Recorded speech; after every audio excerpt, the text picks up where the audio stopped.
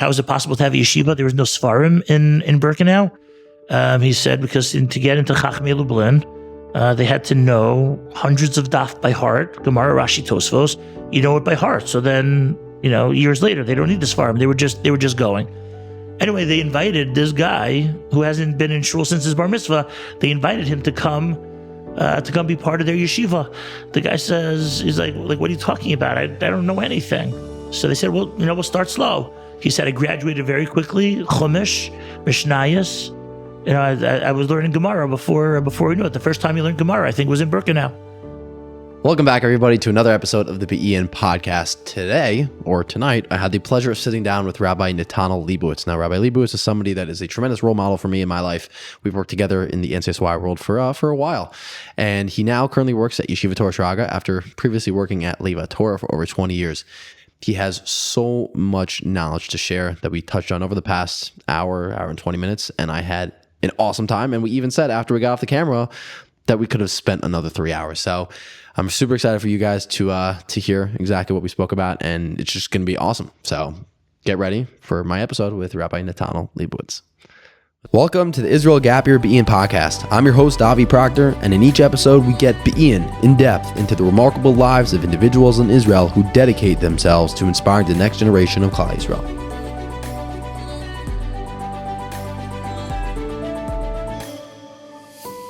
Rabbi Lebowitz, thank you so much for joining me right now.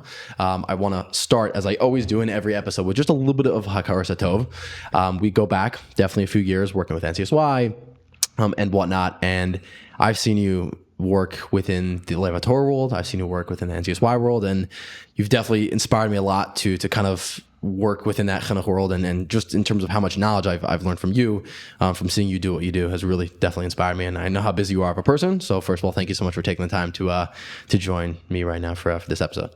Well, thank you for inviting me, and I see the great things that you're doing. So if I could pretend to have a share in that and be responsible for that, so maybe I'll take the rest of my years off and ride the Olam Haba out. I'd love to have you as my teammate, by the way. So I want to get right into your story a little bit. We're sitting here right now after 20 plus years working within the yeshiva world, NCSY world, and everything that you've done to help you get to where you are today. So take me back to the beginning and bring me to how we got here today. Okay. Particularly in terms of chinuch. Literally anything in terms of how you grew up, in terms of just the decisions you chose to essentially get here today. Okay, I'll start at the beginning because I also should take your lead. Have a lot of Hakaras HaTov. I attended RJJ for elementary school. I grew up in Staten Island, loved it, and went to MTA for high school. Was in Shalavim for a year, then went to YU. At the time, I majored in biology. I had always in my life wanted to be a doctor, and then to leave a long story short, after I took the MCATs, I wanted to take a year to learn in Grus before I went to medical school, and then I went off the derech and I became a rabbi instead of. Some people still are hoping that it's just next year that I'm going to go to medical school. I'm not sure of the statute of limitations on the MCATs, but 26 years later, we're here in Eretz Yisrael. Do you ever look back at that decision when you're like, okay, I want to go to medical school, I'm going to take the MCAT, and now you're Rebbe, which is like the polar opposite. Do you ever think to yourself like that was just such a waste? The biology part of it? The dedicating all your time to those medical school field type of things. So I still to this day love biology, and in terms of my what I'm always working on my emunah, a cornerstone of that is just the knowledge that we get about that we learned from having that background has been so huge. Anytime, especially in the younger years, when there's some questions everybody encounters in life, when there's a challenge, like why is Hashem doing this to me, and what's the organizer of the world, what's he orchestrating? So having an understanding of the intricacies and the details of how our body works and how our minds work are just so important to. I think it's a cornerstone, a foundation of where my emunah is at. So there's certainly no regrets. First of all, I loved it, and secondly, I think it's critical to who I am today. Wow, that's really cool, and I think there's not that many people that are in your kind of position that you are right now that had that background and chose to kind of go into the path that you are. So I want to like channel the conversation to the part of your life where you got married, you were learning in Gross, and then when did you move to Eretz Yisrael, and when did you start working within like the yeshiva world? So I, growing up, we did visit Israel, and our family was supportive, but it was never a huge deal. I never, until 20-something, I never thought I was going to live here. It wasn't on the radar. It wasn't, as they say, it wasn't a thing. Then when it was so much not a thing that Rev Miller, Shlita, my Rebbe from Gross, so he set me up before I was married. So I said to him, I said, listen, at this point I had switched over into going into the rabbinate, but I thought I was going to be in the rabbinate in America. And I told Rev Miller, I'm happy to go out. He's the Rebbe. Whoever he suggests, I'm sure it's going to be a great idea. But it'll be unique if there's a girl who grew up in Israel and wants to move back to America. So he's like, yeah, of course I understand. And then I think on the first date, she said, wow, it's so amazing that you decided to live in Israel. And I said, that I'm sure that would be amazing if that would be me. So when I went back to Rabbi Miller afterwards, he said, listen, my job is to put the two of you in the same room. Where you decide to live is up to you. And okay, it ended up that the other half of my neshama was in a different person, and we ended up living in Eretz Yisrael. So it was in my Shana Bet and Gross, meaning you did Gross single, right? I came to Gross single. I went 1 year, and then I had decided that things were going so well, so we could definitely push medical school off for another year. And I came Shana Bet. By Sukkot of the Shana Bet already, I already had a feeling like this is where I wanted to be. I had the chus of meeting my wife that year, and she said that she's in Eretz Yisrael. So if I want to get married, so then this is where I had to be. At that time, I was shifting around what I was doing professionally anyway. So I said, okay, so we'll live in Eretz Yisrael.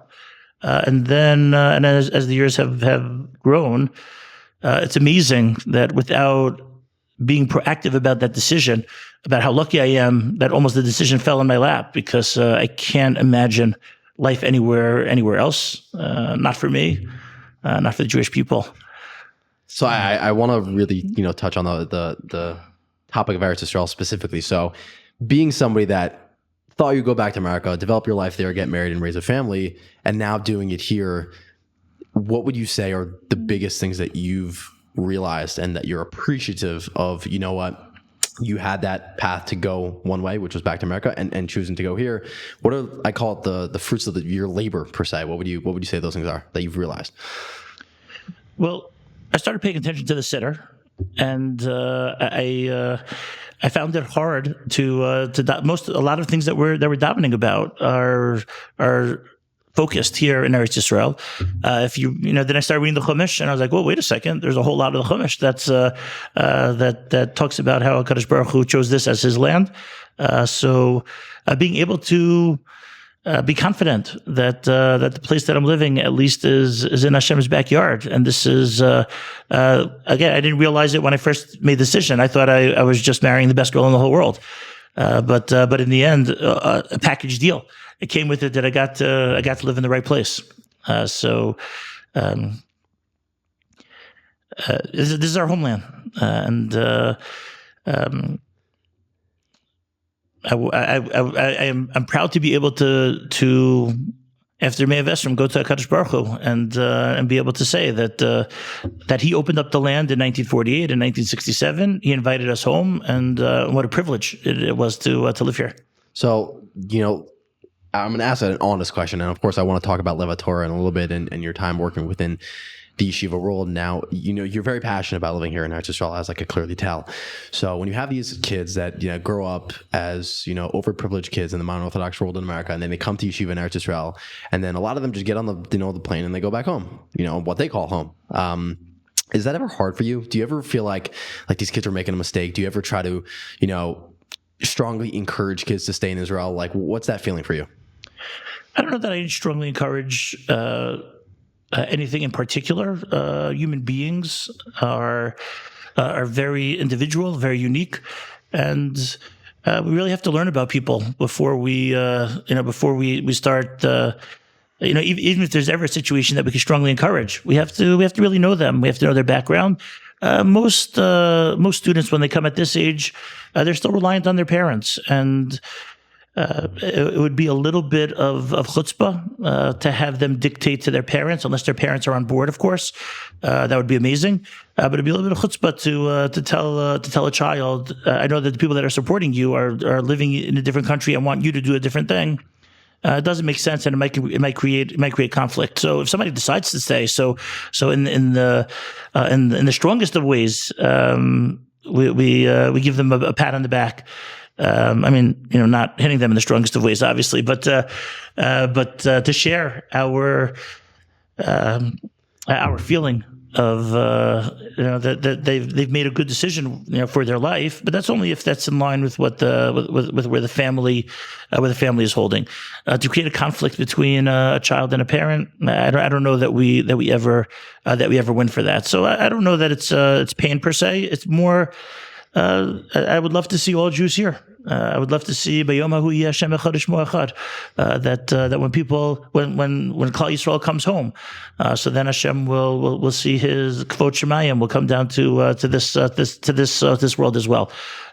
So I do have pangs for Jewish people in general to all come here.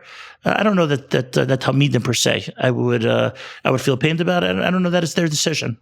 So it's interesting because a lot of people, not a lot, but there's a pasuk in the Torah that says Eretz Yisrael is nicknamed Bisurin.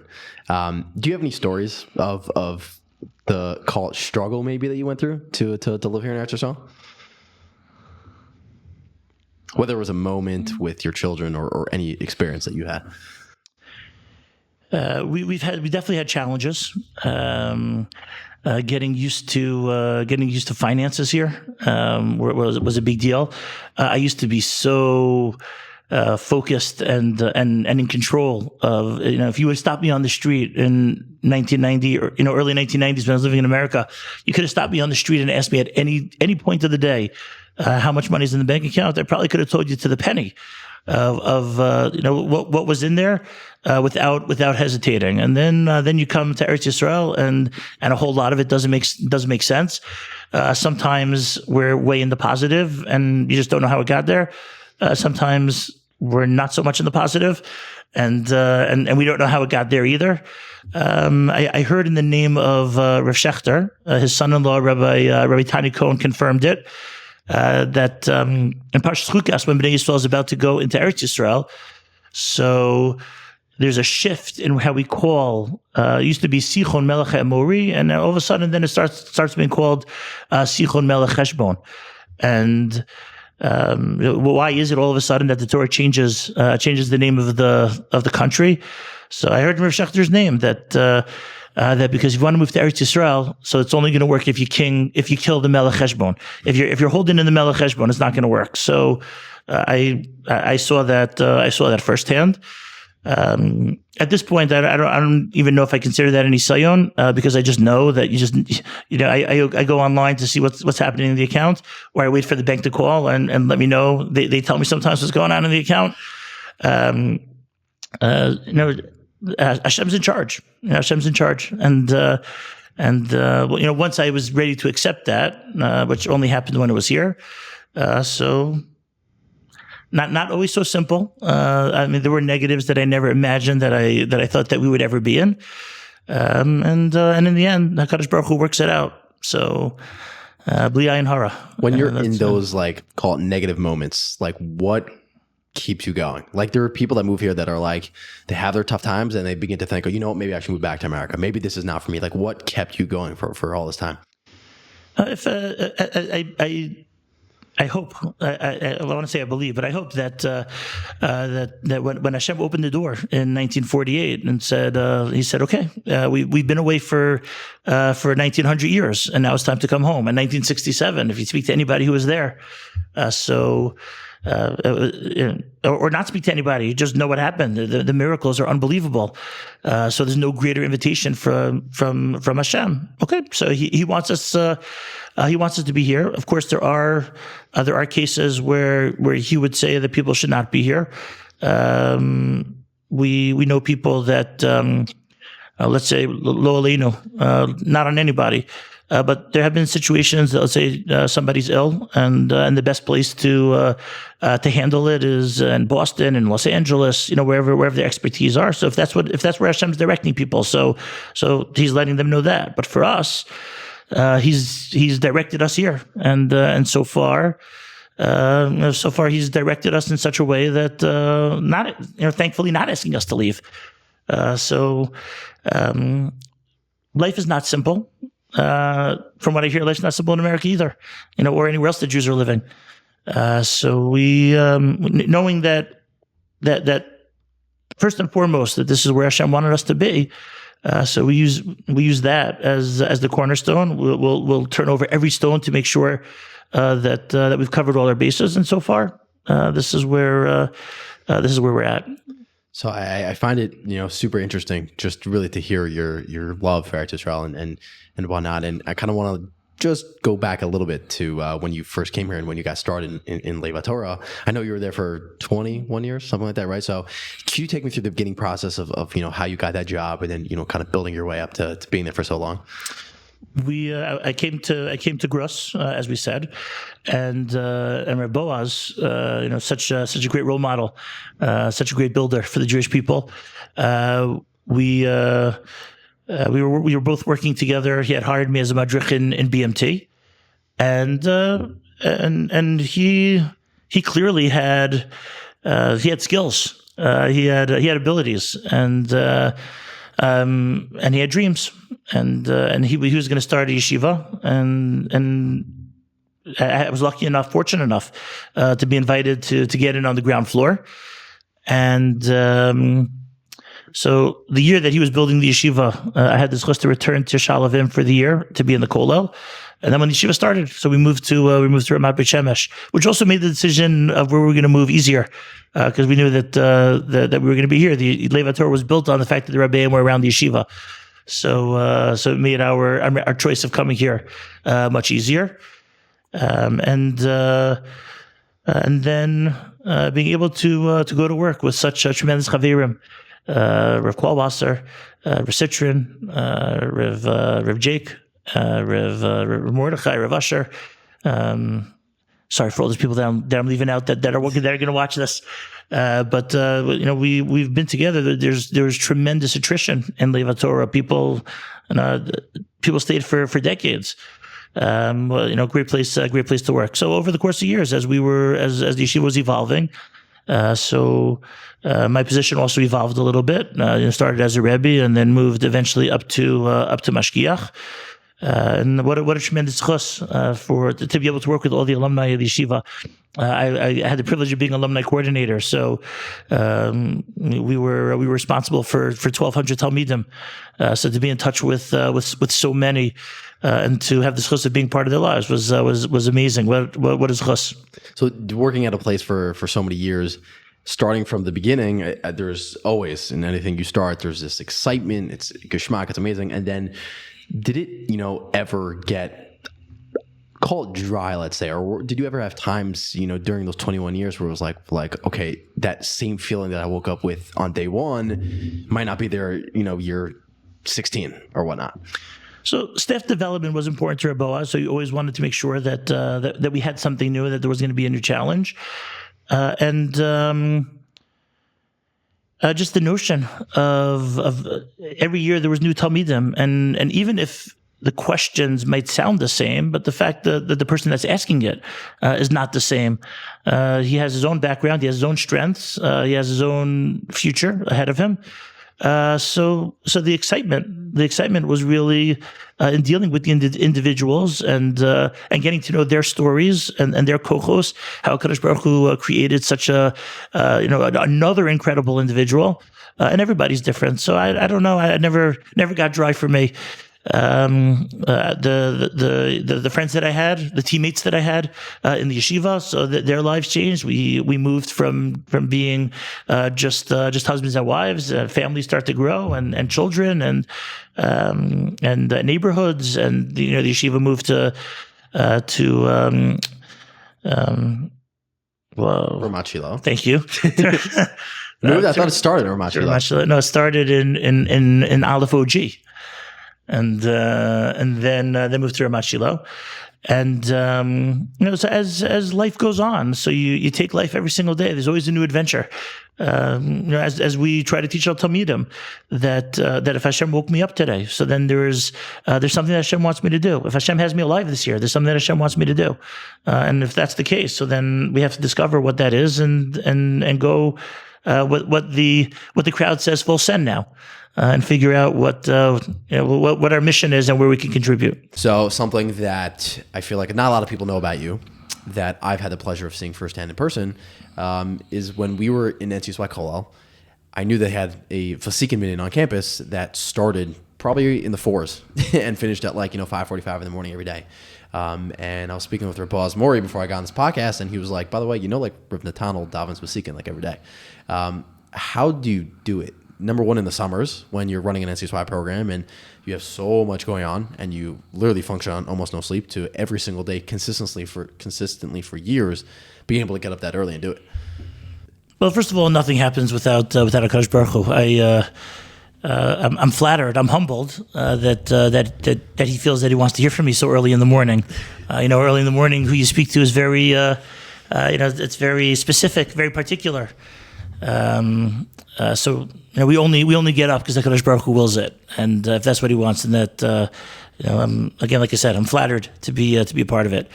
There are a few factors that go into it. Number one, that the halacha says that while all davening is good, and whatever time we daven is Hashem's all excited, but there's a best way to do it. The best way to do it is this. So when we're talking about avodas Hashem, if Hashem is just like another person in the world, somebody we're trying to impress, so then okay, do it whenever, and however. But if HaKadosh Baruch Hu is as supreme of the being as we're talking about that He is, so then if there is a way to speak to Him, that's the best way. So then, how do we do it? How do we do it any other way? I'm sure that all relationship experts will tell you that when you're in a relationship, so don't go second level, don't go second rate relationship. Go full out. Invest everything that you can. Do things on the highest of levels. Treat your wife in the best way possible. Treat your kids in the best way possible. I remember my cousin Rabbi Lebowitz said that before I got married, he said, your wife's a diamond. A diamond, even though with your friends, with your buddies, you make jokes and everybody understands, and you don't get insulted, you have thick skin. You don't do that with a diamond. The diamond is super valuable. So when in that relationship, for sure, nobody would ever suggest that in a marriage relationship that we do second rate. Nobody would ever suggest that when you're dealing with your kids, you do second rate. So then shouldn't it be that Allah has kama v'kama? If this is what halacha is suggesting, is that this is the best way to do it. So if I fail in so many other ways at having the best relationship with Hashem that I can, so if at least this one I can, so I try as best as I can to do things in the best way. There's also side advantages to all this. It used to be that when the kids were young, so they went to sleep early, and then you could have quiet minutes in our lives after they went to sleep. Then all of a sudden, the kids started growing up, and they're staying up to hours that Baruch Hashem, I'm not able to stay up that anymore. So if we want to have quiet time, certainly for cheshbon nefesh, certainly to think and to review, to take stock of where we're holding, or to learn.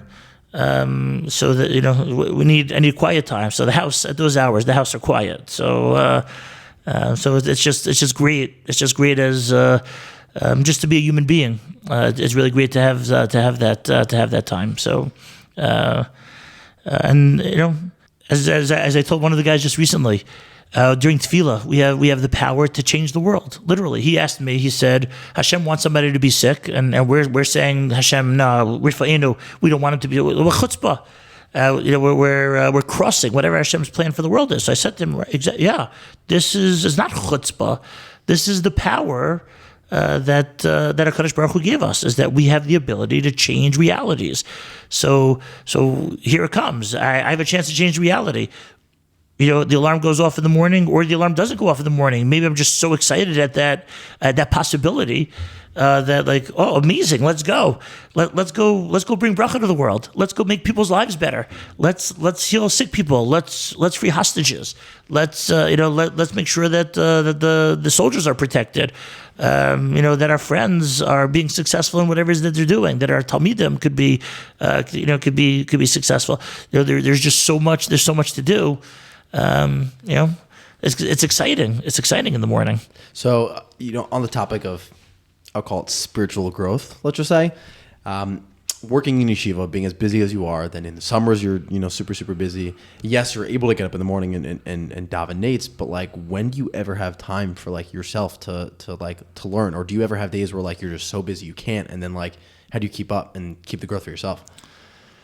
So again, I get up. I try to get up early, when it's quiet, and then you have minutes to learn.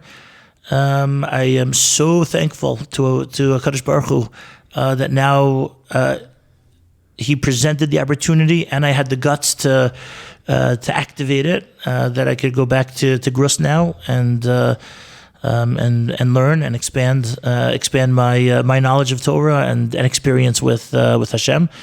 But besides my unique circumstances, it's important every day. This is what so many people told me when I was younger and I wasn't doing it, and they were so right. There should be everybody should have kovei itim, whatever that might be, even if it's 15 minutes, a half hour. If you do longer, then great.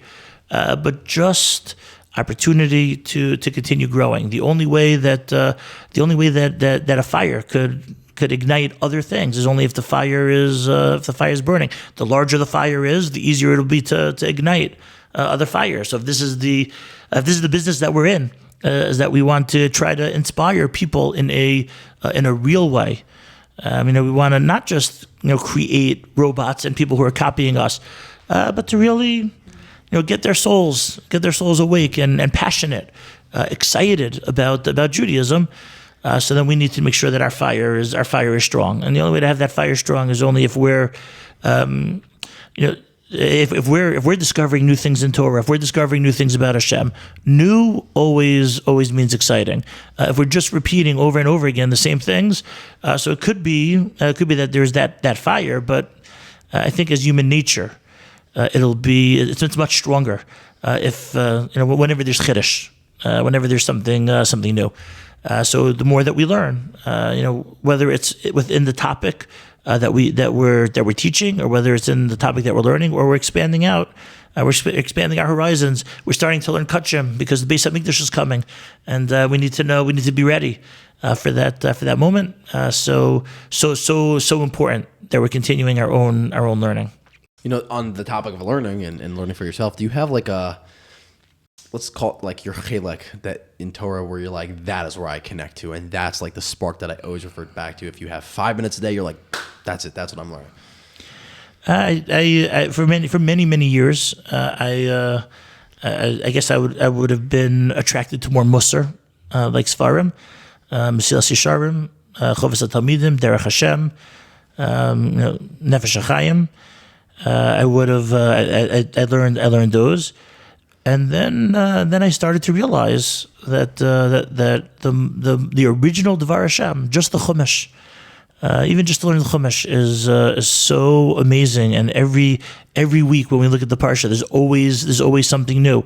And if I'm trying to work to this point, but if we could get to the point that we see Torah as Hashem, not something He gave thousands of years ago on our Sinai, and we're kind of just regurgitating and repeating or relearning what everybody else has learned. But if we could hear Hashem speaking to us through the Torah, especially through the Chumash. Unfortunately, we've seen many people who say that they're not connected. They're not connected to Judaism. So my first question to them is, if we want to be connected to Judaism, we have to know Judaism. If we don't know the Chumash, so then there's really not much of a conversation to have after that. Let's learn the Chumash and then talk about if we're connected or not. If we know what HaKadosh Baruch Hu is and what he felt was important to come to the world. So now I think the go-to now would be even just be Chumash, just to know the original Devar Hashem. As I mentioned, I'm also trying to in the most humble way, because I don't know so much of this, but I felt it was time to start learning Kachim, because I want to go to Shemayim. Hopefully Mashiach will be here before 120. But if not, I'm gonna I want to demand from Hashem. Like what else? What else did we have to do? I know where was the Mashiach, and I would be petrified if his answer would be like, well, you weren't ready. You didn't know Hilchos Kachim. So I'm going to make sure that I know if that's going to be his taina. So we'll answer for that. So for many of your students, I'm sure you and even myself, I'll say honestly, you are a role model. Do you have somebody that you've always looked up to that you're like, you guys could use such better role models? Yeah. The Rav Miller, I've had this chus of having Rav David Miller in my life for we're now over 2 decades. He was Messiah Kedushin at our wedding. He named most of our children, and just as a human being and as an Eved Hashem. So to be able to be close to him and see his values and how he runs his life and how he runs his family and his perspectives has been really so life changing. So something that I'm super curious about is that you're, as I've said this many times throughout this episode, you're a very busy person. When you're in Lev Torah, you're running a program. When you're in the summer, you're running a program. And Kanai Nahar, you have 10 amazing children. How in the world do you balance a family, balance the job that you have, and feel like, I'm putting the right chinuch into my children and not sacrificing for the chinuch of these kids that I have for a year? So first of all, I am blessed. I am blessed with wonderful, really wonderful children that make being a parent as easy as possible. But beyond a shadow of a doubt, the place where I lucked out the most is that my wife is such an incredible mother. Not that I was surprised, like, "Ooh, wow, you turned out to be a good mother." I'm not that not that's what I'm saying. I didn't even realize when I was dating. So most people date. We're like, okay, is this good? Do we get along? Do we have similar hashkafos in life? Not realizing that, okay, all that is nice for a year or two, and then you start having kids, which is the most important thing in your life.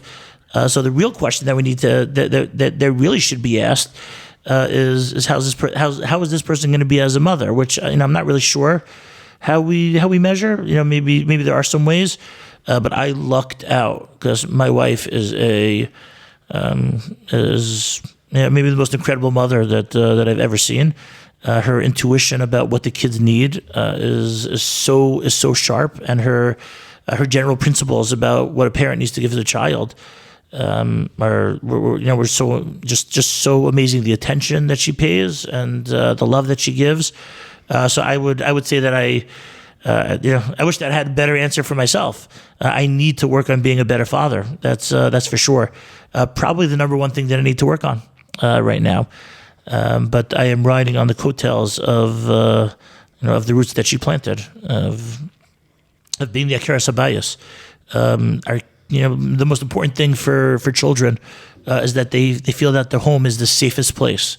if the home is not safe, so then there's no telling what could end up happening. But if the children feel that their home is safe, and that this is a place that they're wanted and they belong and that they're loved unconditionally, so then they have the foundation to grow to become whatever amazing thing they're destined to become.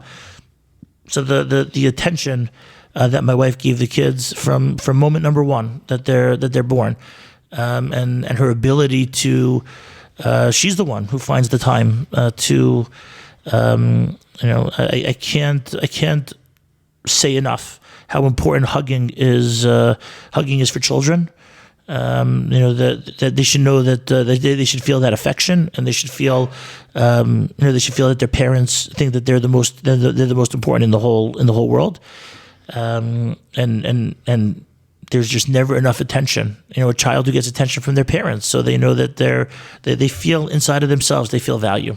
And that's probably the most important thing. So I lucked out, tremendous siyata d'shmaya, and tremendous. I don't know what I did to merit that, but that's really, if our kids are great, it's because of my wife. So you said earlier when working in the yeshiva world with my unorthodox kids, you have them over to your house a lot, and specifically on the topic of chinuch, I'm kind of curious to hear your perspective on were you ever hesitant of I'm not so comfortable bringing these students of mine back into my house when I'm trying to raise my children in, let's say, a more right-wing Haredi path here in Eretz Yisrael? Was that ever a struggle for you? In the early years, it wasn't. Our children were young, and again, if attention is the most important thing, bli ayin hara, our kids are cute, and the young men and women that came through our house, they gave the kids so much attention. So that's just positive for them. There's one particular story at a chumash party in the cheder. So some female students came because they'd been in our house a lot. They were part of the family, so they came to the chumash party, and it's a cheder chumash party. So the women, generally speaking, are quieter, let's say. But when they called out this kid's name, to get his chumash, so these two girls got up on the chair, woo woo woo, and the whole place turned around like, what's going on over here? But our kids felt great. They got positive attention. So in the younger years, I was less wary. As the kids grew up, as they became teenagers, and in particular when it became guys and girls, so just out of appropriateness. So we try to have specific Shabbases that maybe we were having boys, that maybe the girls weren't around, or vice versa. But for the most part, we really only had positive experiences. Again, the students that came over loved our children. They gave them so much attention, and they understood that we're in a rabbinic family. So they, besides the ooh and the chumash party, they for the most part acted in line with the way that they thought that we would. There were times that conversations.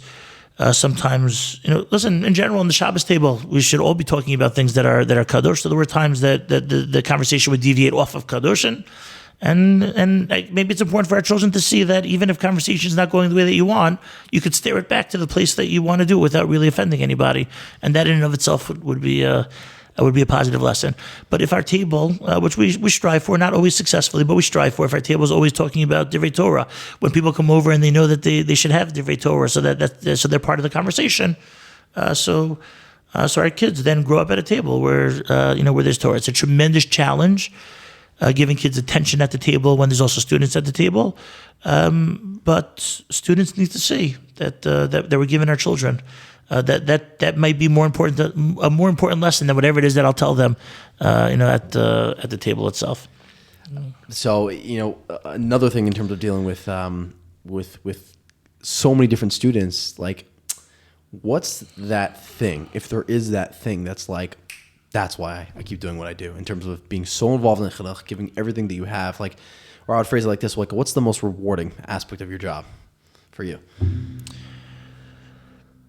When you see young men or women that that are exposed to new ideas, to the truth of Judaism, to the beauty of Judaism. So many grow up without the concept that Hashem loves us, and their image is either the Almighty Smiter, or some kind of variation of that. The rule keeper, and the scorekeeper, and the judge who's determining what's going to be, and it's amazing when we if we're able to, but when we see that shift into what I believe is real Judaism, that Hashem loves us. He put us on the world to give us an opportunity to have the best lives that we could have. He's only interested in that we're happy. It's only about He wants to build us and help us be great. So when there's a realization about what I would consider authentic Judaism, about what that means and what that stands for, and you see the wheels turning of like, wait a second. This religion is really awesome, and then especially for those who then take the next step, a guy who would make a siyum masechta. There's one student I'm thinking of. He came into yeshiva, could barely read Aleph Beis, but he was inspired. He was inspired to start Daf Yomi, and he only read out of the art scroll. He read it out of the English side, and 7.5 years later, he said Hadron Alach Talmud Bavli.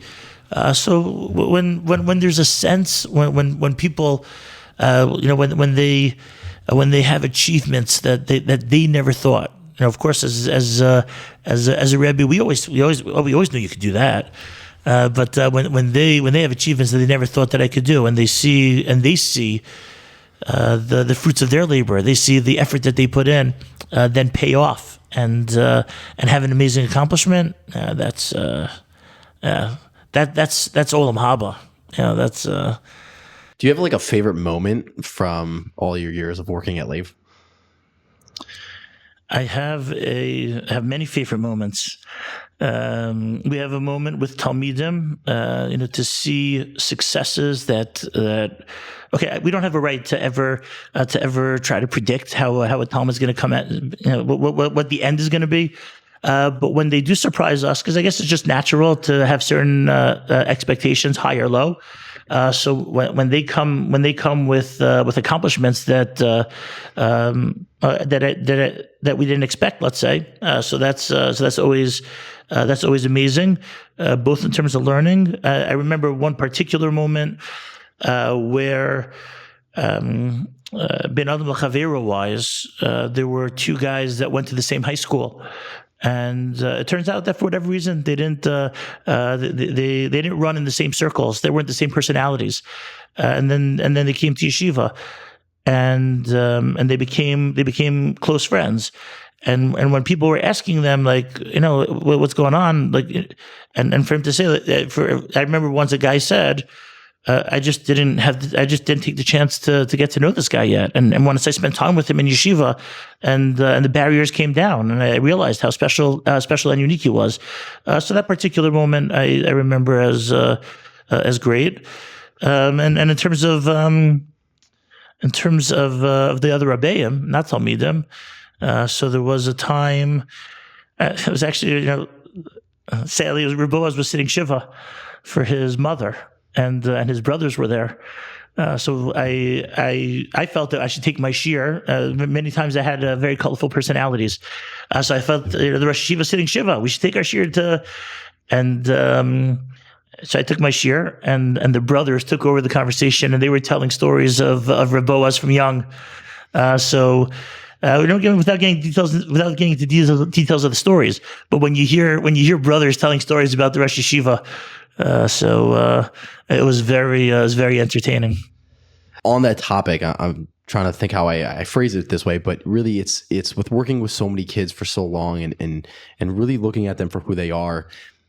When a kid comes in day one, let's just say they're not really so inspired, and I mean the whole idea of yeshiva is to inspire kids. So, do you ever have it when it's 7 or 8 months into the year where you're just like, this kid is not getting it?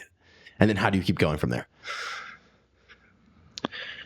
There are some guys that it takes a little bit longer. Our job is to do the best that we can, day in and day out, not to give up. from many Gedolim. There are many stories of Steinman, and there are many stories about don't give up on neshama ever. This is a chilek elokam imal. This is somebody that we need in order to get to the his piece of the puzzle is critical for bringing Kutcher Brichu to the world. Got to try a different strategy, try something new. It is a two-way street. There are the Talmidim that we're dealing with have their own minds, and it does take their buy-in in order to see what in yeshiva we're calling success. But that's not my job. My job is our job. Our job is to just do the best we can. We have to be creative. We have to sometimes ask for assistance. We might have to say to a different Rebbe, maybe I think that your personality is better for this particular Talmud. Maybe he needs out of the base medrash. Maybe he needs in the base medrash. Find something creative that we could come up with. And at the end of the day, we'd be able to look in the mirror and say, I gave this the best shot that we had. You just mentioned in that answer right there about Gedolim just for a second, and I know we were talking before we jumped on this camera podcast, whatever you want to call it, how we'll talk about your family in a second, but one or two of your kids were the Sandiks at their bris were you said Rav Chaim and Rav Elyashiv. Could you kind of take me through that? How in the world did that happen, and what was that like? If I remember correctly, my wife was and still is. She very much values that you should see. We should see Gedolim, and when you see Gedolim, we have an unbelievable zchus of living next to the Piazetz and the Rebbe, Rav Shapiro. Our kids when they went to play out in the parking lot. So this is who they were hanging out with. Our oldest son, instead of going to the park, so he went into the shul next door, and he's the Hasidic one, right? Yeah, wow, Yisrael Yaakov. The Rebbe was and maybe still is his best friend forever.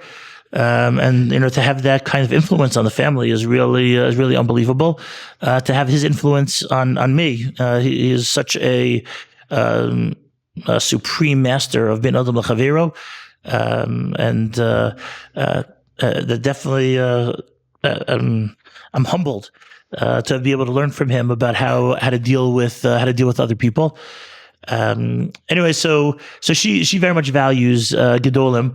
And it started off with we should take our children as often as we can to see Gedolim. And our first son, my grandfather, Olav Shalom, was alive, so he was going to be the sandak at his bris, and my father-in-law was going to be the sandak at the second bris. The third bris was on Shabbos, so we had to be local. So then, after when the fourth one came along and it was not on Shabbos, and we already fulfilled I'll just mention, we were plenty happy to have Rabbi Josh Vass be the sandak at our third son's bris. What an unbelievable Yidid Nefesh, and also a huge role model for us. But when the fourth son came in, it was during the week, and we're putting together now, why should we only have Gedolim when they're a little bit older? Let the Gedolim be the sandak, and hopefully it'll be a zchus for our son. So my wife said, let's call Rebbe Elyashiv and let's do the bris by Rebbe Elyashiv. So at the time I was like, oh my gosh, I'm not going to bother Rebbe Elyashiv. There's no way against Rebbe Elyashiv, but it was so easy. Once we got the number, it was really. It was his number or like a gabbai? No, the gabbai. You call the gabbai of the bris. And there was a lineup. There was other people that had the bris the same day. So we Rav Kornfeld from the Gra. So he's the mohel at most of our children's bris, and I went to consult with him. At this point already, it was our fourth boy, so we were familiar with each other. I said, "What do you think?" He's like, "Wow, what a great adventure! Let's do it." So he came to be the mohel by Rebbe Elyashiv. We named our son Shalom Yeshaya. It was we weren't sure if we should name him Yeshayahu or Yeshaya. So I was like, all right, we're going to be by Rebbe Elyashiv. Let's just ask him. So before we did the bris, we got in. Do we call him Yeshayahu or Yeshaya? He said Yeshaya for whatever reason he said. And we did the bris there. And then once we had that going, so then when the Bli Ayin Hara, when our next son was born, usually you don't go to the same sandak. I don't remember if Rabbi Yosef was even alive anymore at that point. What year was this in? Well, now we're on the podcast. I don't want to say it. Then everybody's like, how can you not know when Rabbi Yosef died? So we were going to go to Reb Chaim. Reb Chaim so we called the Gabbai, and he was like, oh, yeah, okay, great. Yeah, we'll set it up. Reb Kornfeld was on board. He's like, this is going to be great. And it was even on a Friday. And actually, this son's bris was on my father's yard site. We already had a son named for him. But that week, Reb Chaim got sick and was in the hospital. So I called the Gabbai and I said, okay, Reb Chaim's sick. Let him be. We'll do the bris in Beit Shemesh. And the Gabbai said, listen, I can't force you to do anything. Reb Chaim's going to be very insulted if you don't come. He can't guarantee that he's going to be there, but he wants to do it. So I told Rav Kornfeld, I said, okay, let's go. Worst comes to worst, we'll just do the bris in Bnei Brak with Reb Chaim or without Reb Chaim. That morning we called. Reb Chaim was in the hospital. I said, okay, we'll do it in Bnei Brak without Reb Chaim.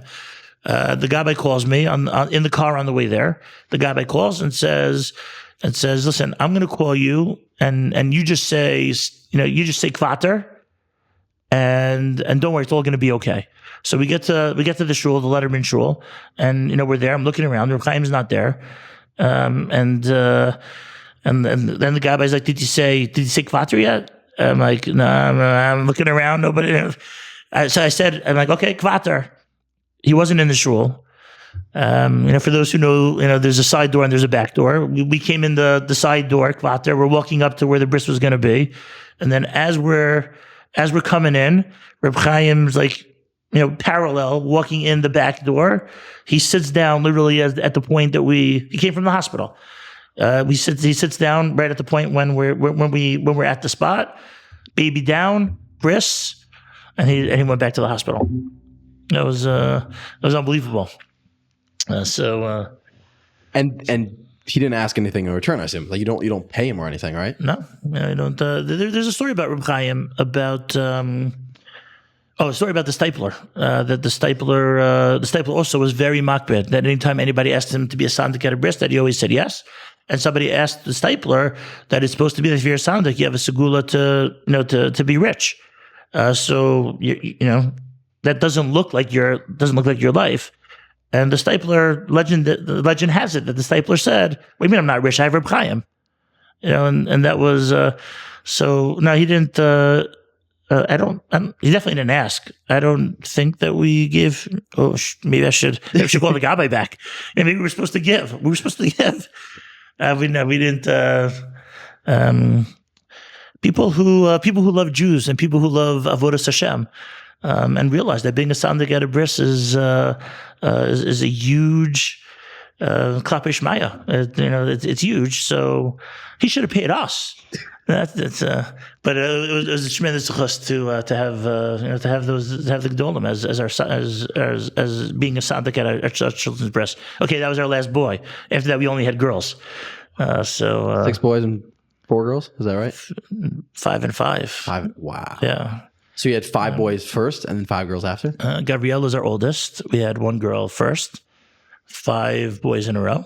And then the girls made a mad comeback and balanced us out. So we just talked about gedolim, and I kind of want to channel this into something that is a very pivotal part of your life, and that is you are not only a Rebbe, you're also a guide in Poland when you take schools to go. So I kind of want to hear about that a little bit for you. When did you get into that? What made you be like, I want to study so much about the Holocaust to now take schools and programs to be able to go do that? So I remember the day. It was during the summer. I was on the NCSY Kollel in Beit Meir. I was right outside the dining room of back then. We were only on the OJ campus. When Rebbe was called and said that this year the yeshiva was thinking of doing the Poland trip on our own as opposed to going as part of a different program or a different organization, and he thought that it would be appropriate that I would be the appropriate guy to run it. Was I interested? Up to that point, I didn't. Okay, Holocaust. Obviously, we all respect and have awe for what took place there. It was never really a Holocaust study. Was never a thing in my life. But this goes back to how Kadosh Baruch Hu is working out cheshbon. Bli ayin hara, we have so much bracha in our family, and there's what to feed, and there are bills to pay. And we're so thankful to Hashem and to all those who were our bosses over the course of many years in chinuch, and so thankful for the salaries that we had. But Hashem took care of us in ways that we least expected. I would even say that even less than even thinking of living in Israel ever, did I ever imagine that one day I would be in that would be a Poland tour guide. But again, Hashem provides parnasa when we need. You don't even realize Hashem's not announcing like, oh, I'm going to give you parnasa, so here it is. It's just as part of the flow of regular life. You get a phone call. Here's a new job opportunity, and you're like, oh, okay, if you think. So anyway, my Yedid Nefesh, Rav Jake Vidamlansky, so he and I started just representing the yeshiva. We weren't tour guides, and we had the also a tremendous privilege of hearing experts of Poland tour guide. We had 5 in the first 5 years. We had 5 different tour guides, so we got a really wide perspective, a lot of different approaches, and then it got to the point when we felt that we knew what the guys in yeshiva needed, and sometimes that was at odds at what some of the veteran tour guides were saying. So we decided that instead of having friction, we'll just do it on our own. We'll do the schedule that we want to do. So we started for the yeshiva. We started doing the Poland trips ourselves, and then with the help of so many people that supported us, Hakar Satov, to J Roots, to Tzvi Sperber, and to Zach Jaffe, and to the whole team, it's really J Roots has become a family. It's one of my most active WhatsApp groups, if not the most active WhatsApp group that we have. But it's so incredible to have people that might not otherwise cross paths because we all come from so many different places. More modern, less modern, different approaches to Judaism, different approaches to life. Some in Eretz Yisrael, some not in Eretz Yisrael. But united under a common theme of not just Poland, Jewish people really is the theme of J Roots, and a lot of credits goes specifically to Rabbi Michael Olshan, who handed me actually many of my first jobs outside of Leva Torah. So we started expanding. We started expanding out to doing other yeshivas and other seminaries. Holocaust education is really important. But for me, everybody asked, how do you not get bored? How does it not get stale? But when you have different groups and different neshamas who are in front of us, and what we could do, the inspiration that we could get out of this journey. So it's that's what keeps it fresh. There's new opportunity in front of us of people that could be inspired, and people who could have really growth. Life-changing moments on this trip, and then on top of that, all of a sudden, now I started going to Lezhansk all the time. I barely even knew who the Noam Elimelech was before I started these trips. We were just at Reb David Lelever's kever this past Sunday, and the Ramah and the Chozim Lublin and Rav Tzadok, endless. The Netziv, and the Netziv is really responsible for a whole lot in my life. You want to talk about that a little bit? Yeah, sure. So to be able to go to his kever on these trips, it's really unbelievable. Again, this is really oversimplifying a much more complicated story. But when we were in Shana Aleph in Shalavim, so Rav Yosef Nussbacher, who was the Shana Bet Madrich at the time, he gave a Sichos Musar, where it was the first time of many since then, but it was the first time that I heard the story of the Netziv. When he walked by the window when his father was crying, and that's when he was inspired to learn, and what would have turned out with his life.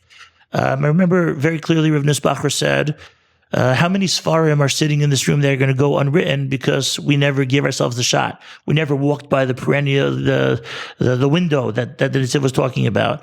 As I'm sure that many know, the way the Nitziv says it is that if Hashem would have taken him into the back room, had he not become the Nitziv the Gadol, and he would have been Nitziv the carpenter, and Hashem would have taken him to the back room, and the room that was wall to wall was Svarim, and on the binding, he went to the Nitziv section, and it says Hemek Davar or Perish on the shoulders of Rav Haigoen, and he opens up the pages and they're empty.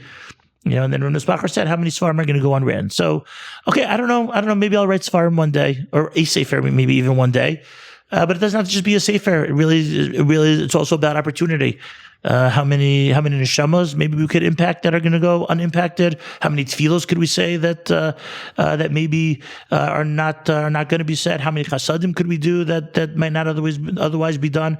That line really was a springboard for many decisions that I made in my life. And when I was considering that at that juncture, when it was going to be medical school or go into Klei Kodesh. So that was resonating very loudly in my mind. I'm pretty sure that Rebbe Nisbacher knows at this point, because I've told him and I've told the story many times.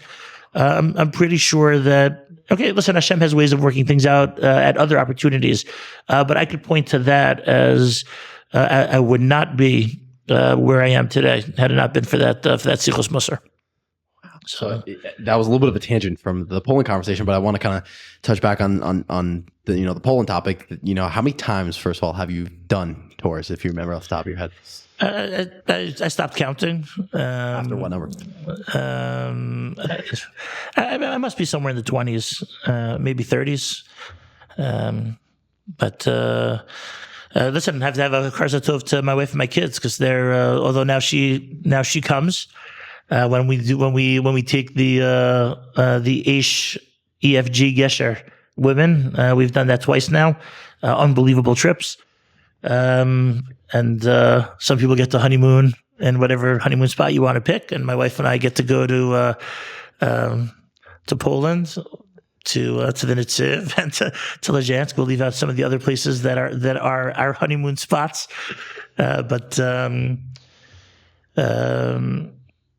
It must be somewhere around there. Do you have any interesting stories of things you've encountered, during your trips in Poland, whether it was encounters with students, even people, Polish people, or whatever it may be? There haven't been many moments. We do have security on the trips, but there have been moments that we've been approached by Polish people. Sometimes at first, maybe it just might be our unjust bias. But when people come over, so at first you're a little bit nervous, especially relationships between Poland and Israel were tense for a while. Since October 7th, certainly everybody's looking at Jews. You never know what people are thinking, and there've been moments when security had to come over, just to measure what's going on, and it turns out the guy says, "Oh, I love Israel, I love Jews. Thanks for coming back. This country wouldn't be anything without you." It's fascinating. Too many people have biases. I'm sure that there's Polish people that aren't huge fans of Jews, but to encounter so many people that love Jews and recognize the significance of what Jews did for Poland. Sticking out of my mind is the city of Chmielnik. It's right in the center of the country, but they've had fairs where there's no Jews in Chmielnik today, but they have fairs where they were in school where they run sessions or seminars or projects on Jewish holidays and Jewish lifestyle, and the women talking about cooking Jewish foods that their mothers remember from back in the day. When we were just in Chmielnik last week, so relatively hot off the press, they discovered some guy bought the building where the mikvah was in Chmielnik. So we just went there for the first time, and he was very excited. He wants to open a Jewish hotel and a kosher restaurant, and now he has the mikveh downstairs in the basement. So he's there you go. Whenever you want Jews to come, he's halfway there already. So that that's always fascinating, and it's an important lesson for us in life that that then we're dealing with groups of people. So there's always yesh v'yesh. We have to give people a chance. I remember post the horrible tragedies of October 7th. So when we saw things on different media, I remember particularly there was one person on CNN that was Jewish. So CNN had them. The person might have even been a rabbi. But CNN had them on, and they were saying things that I totally disagreed with, and it's not CNN's fault. They're like, oh, here's a rabbi, and they have a certain opinion, and it must be that the Jews this is what Jews think, and I'm thinking like, no, that's not what all Jews think. Okay, they think that person thinks that, or you take one comment out of one politician, that one politician says, oh look, Israelis want to do the following, and I'm thinking like, no, that. So if that's the way that it is when things that I know about, that I know that I don't share the same opinion as everybody who's quote unquote representing Judaism. So I just assume that when we're dealing with representatives from other religions, races, or whatever it might be, and they're saying things pro or against, okay, maybe that's that person's opinion, but there must be others out there. They don't represent the whole world. They don't even represent all the Arabs. They don't represent all the North Americans. We got to give people a chance to be able to express their opinions without making judgments before what everybody's saying. It's interesting because when I went on a Poland trip, shout out to Rabbi Olshin, who was the tour guide for that one. Something that I found fascinating is that every single location we go to, they always have a crazy story that they whip out. So from all the trips that you've done, from all the research that you've done, and everything you know about the Holocaust, are there like specific favorite stories that you like to give over when you're there on the trip, or something that comes to mind that you find is like, wow, like this is tremendously impactful for someone to hear? So there are very powerful stories, and it's very easy. There's plenty of horribly tragic ones. But the ones that I enjoy the most these days are some of the ones that are more positive. Rav Simcha Bunim or of course. Podcasts are meant for stories. So we're going way over then. There's a. Well, I'm wondering if I should tell them now, because then when the people come on the Poland trips, so then they'll it gives them a reason to hire you or come on. There's a story that we just that I discovered in more recent years. Apologies to the one who wrote this up originally. I don't remember, but a story about somebody named Bernie Friedman, who lives in Long Island, who's a survivor of Birkenau. And he said that the last time when the war came, I think he was 17, the last time he had walked into shul was at his bar mitzvah. And he gets to Birkenau, and it is terrible. They're beaten down. They're sharing beds with other people. There's I believe it was Primo Levi said, if I'm not mistaken, Viktor Frankl. He said that when your roommate's having a nightmare, so usually you want to wake them up because you want to get them out of that bad situation. He said when their board mate, can't even call it beds, when their board mate was having a nightmare, and you knew that he was having a nightmare, you could tell, but they didn't want to wake them up because the reality in Birkenau was just much worse than whatever nightmare he was having. So when you have that as your lifestyle, so this guy Bernie, he gets to Birkenau, and his board mates are Talmidim that learned in Yeshiva Chachmei Lublin, and he said it was unbelievable. They learned nonstop. They were working and learning. They finished the day after starving and freezing and brutal labor. They got back to the barrack, and they're in their bed. Everybody else is passing out, not sure if they want to live or die. And they just started learning, and they started what they called the yeshiva. They started in the barrack there in Birkenau. He writes in this thing. He said, you might ask, how is it possible to have a yeshiva? There was no Sfarim in Birkenau. He said, because to get into Chachmei Lublin, they had to know hundreds of daf by heart, Gemara, Rashi, Tosfos. You know it by heart. So then, years later, they don't need this farm. They were just going. Anyway, they invited this guy who hasn't been in shul since his bar mitzvah. They invited him to come be part of their yeshiva. The guy says, he's like, what are you talking about? I don't know anything. So they said, well, we'll start slow. He said, I graduated very quickly, Chumash, Mishnayos, I was learning Gemara before we knew it. The first time he learned Gemara, I think, was in Birkenau. And he said he remembers they were learning Elu Trefos in Masechta Chulin. That's what the yeshiva was studying. And as time went on, some of the members of the Talmidim of this yeshiva, so they were disappearing. And at one point, Bernie said to the remaining guys, he's like, why are you wasting your time with me? We're all finished. We're not going to make it. Like, why are you wasting your time having? And they responded to him. They said, "You think we're stupid? We see what's going on over here, but maybe, just maybe, one of us is going to make it out, and we're going to have the responsibility to rebuild Torah, and maybe, just maybe, that guy's going to be you."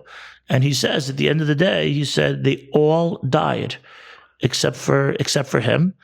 And he took the baton, and he spent his years in America making sure that yeshivas were supported. I don't think that he was in the rabbinate, but making sure that yeshivas are supported. And he said, not maybe, just maybe. That was the reality. I was the only one who survived.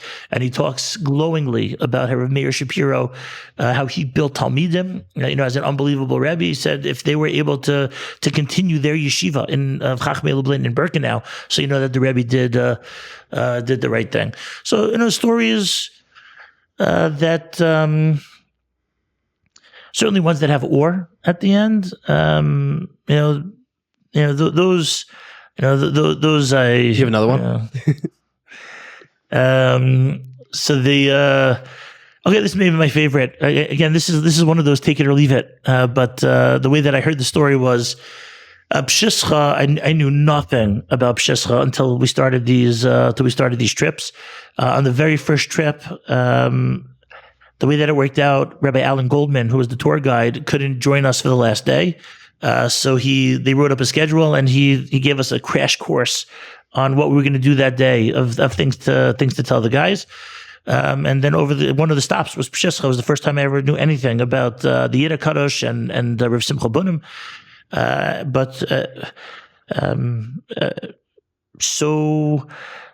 see so much of my personality and so much of the values that we have and how we view Judaism comes straight out of what we've learned from Pshischa. So we try to make that now. We just came back from 2 trips. Both those trips, Pshischa was the last stop. There's what to talk about the Holocaust in Pshischa, but I rarely do. It's more focused on the principles of Rav Simcha Bunim about MS, which is so challenging for us especially when we're talking about ourselves, to look in the mirror and to be honest with ourselves. Rav Simcha Bunim says truth is the only way to go. We can't be a conformist. We have to realize what we're all about and where the strengths are. The book that Rabbi Dr. Professor Rosen wrote about is the quest for authenticity. What a world we could live in if the world was more authentic. So we talk more about Pshischa, but when we get to the shul, the legend has it that on his wedding day, so Rav Simcha Bunim was going to marry Rivka. She was more than 10 years younger than he was. I think she was 15. And they had to trust the people who were making the shidduch. They had to trust that the people had their best interest in mind. So the minhag then was that husband and wife didn't see each other. But if you're for the one that they decided to set up with her, Simcha Bunim, she was feisty.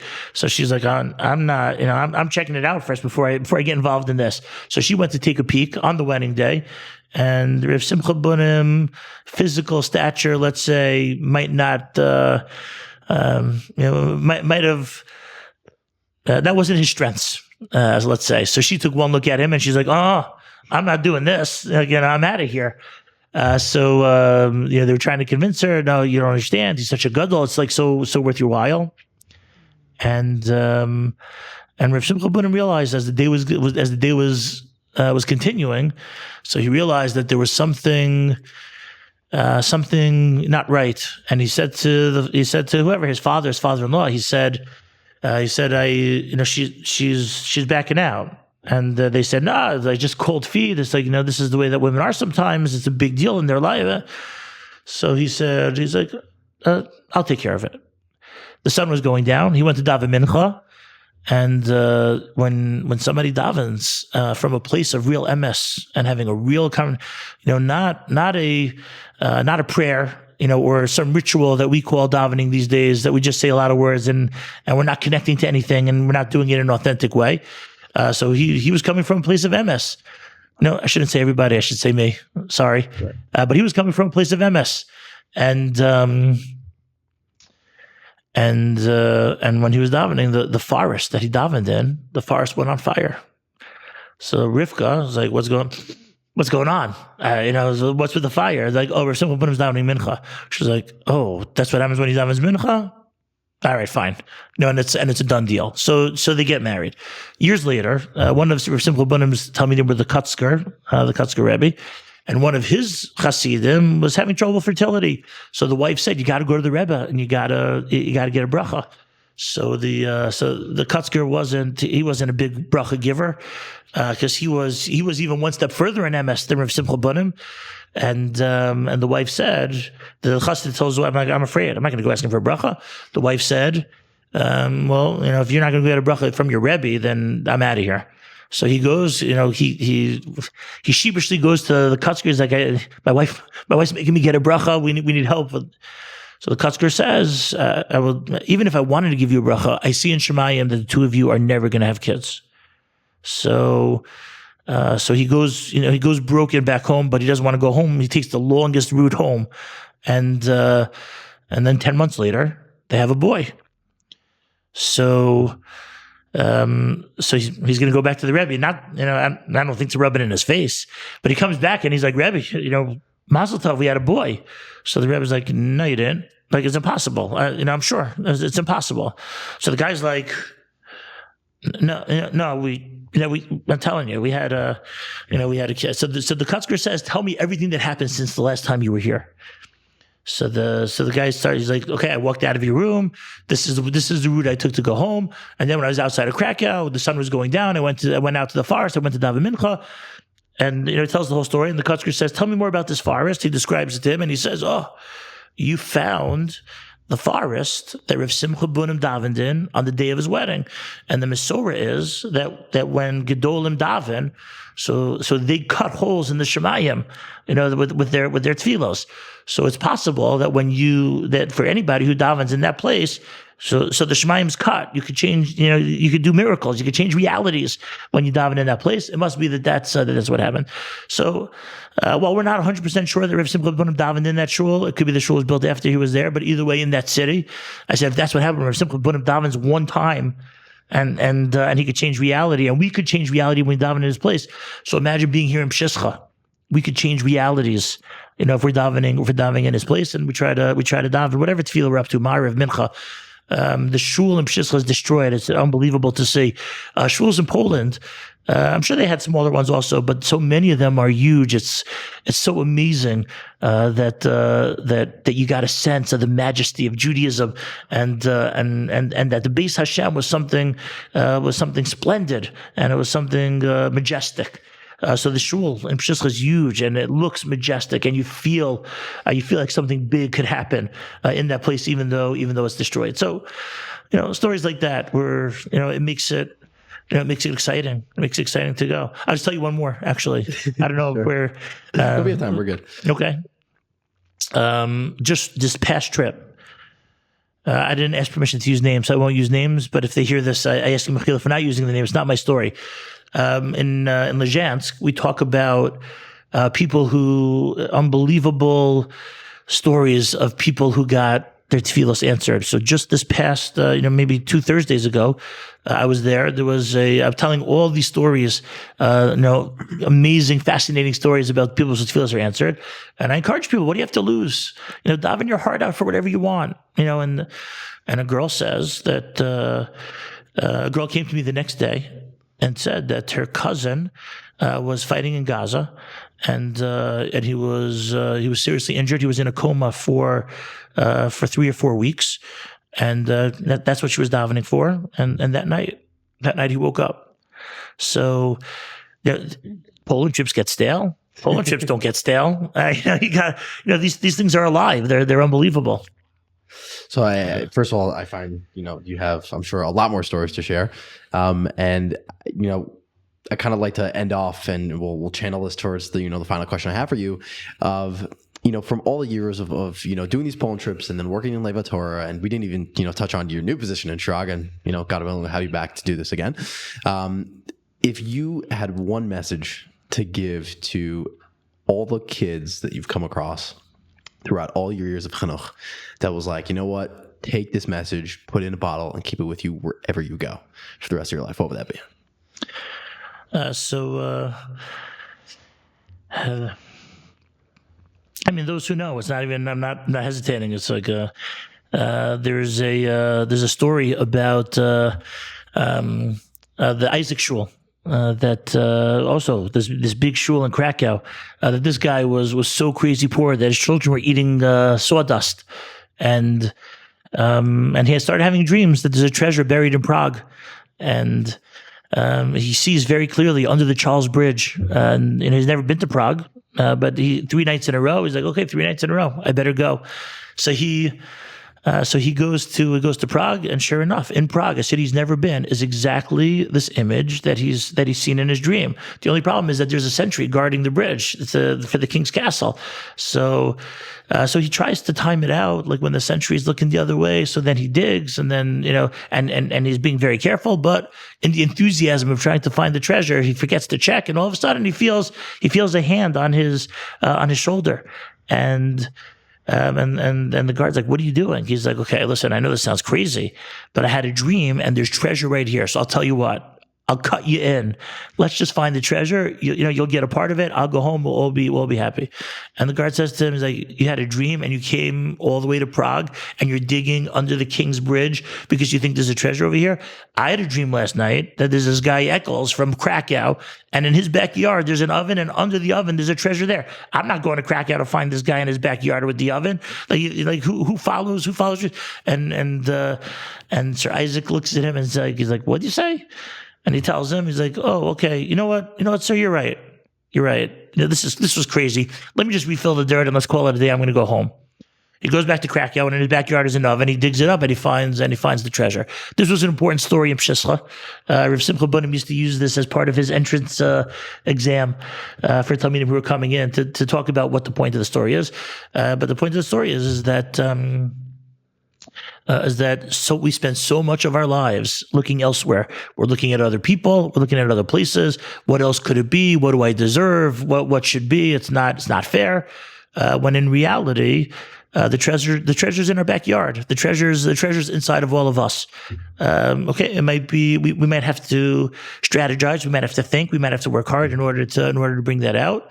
But we have to realize that first of all, when we're dealing with other people, everybody's got treasures inside of them, and it might be our job to help bring that out. But most importantly, is that when we're looking in the mirror, so we have to have the confidence that the treasure of the Chelek Elokah that Hashem gave us, that the divinity, the potential of not just being partners with HaKadosh Baruch Hu, but being together, embracing, to be the same, to be one with HaKadosh Baruch Hu.